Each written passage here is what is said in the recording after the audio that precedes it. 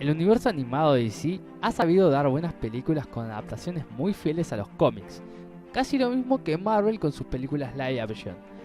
Pero por decisión unánime de los fans, casi siempre Batman, la máscara del fantasma, resulta ser la mejor película animada del personaje. Pero en su momento, ¿habrá tenido la misma fama y suerte? Adéntrate conmigo a la Fortaleza Friki para que juntos averiguemos la verdad.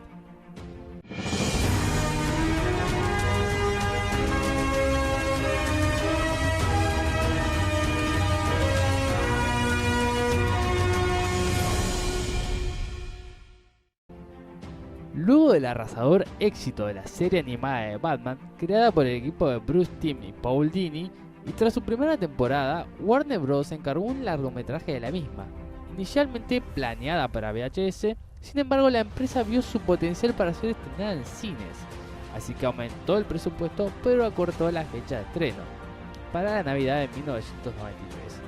Pese a todo esto, Bruce Timm y compañía lograron crear una sólida historia, tomando inspiración principalmente de los cómics Año 1 y Año 2, dos historias de origen muy populares en los cómics. Finalmente se estrenó el 25 de diciembre y el resultado, 5 millones recaudados de los 6 millones que se usó como presupuesto, a pesar de ser elogiado por la crítica. ¿Qué pasó aquí? Mark Hamill, Luke Skywalker en las películas de Star Wars y el mismísimo Joker, o Guasón para los viejitos como yo, recuerda ese momento con cierta nostalgia. La noche del estreno en Nueva York llevé a toda mi familia.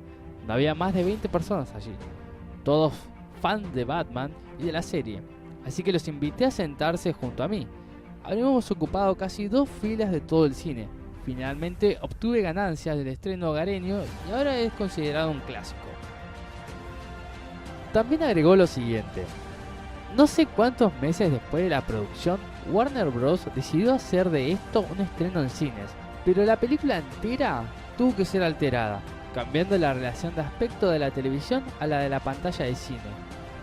Aparentemente de principio a fin, solo tomó 8 meses, lo cual es una locura para mí. La mayoría de las películas animadas tardan al menos 2 años.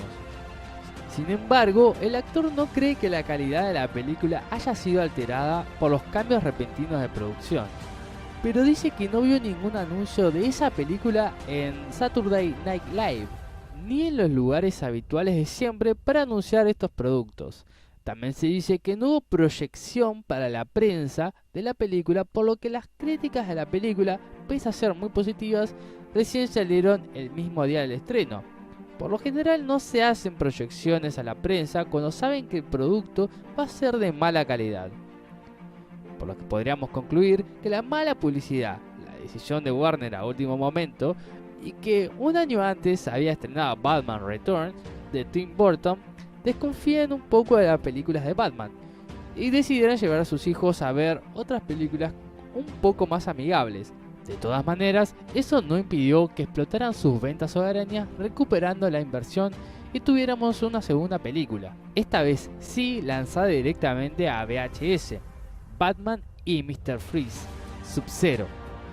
Batman, la máscara del fantasma, definitivamente es un clásico, aclamada por cada fan del personaje o de los cómics como una de las mejores películas animadas de superhéroes y del propio Batman. Cuéntame en la caja de comentarios si has visto y te gustó la película o piensas que no es para tanto. Y como siempre, comparte el video si crees que puede interesarle a otras personas, suscríbete al canal si no lo has hecho aún y activa la campanita para que YouTube te notifique cuando subimos un nuevo video. Esto fue La Fortaleza Friki, yo soy Cristian, un saludo friki a todos.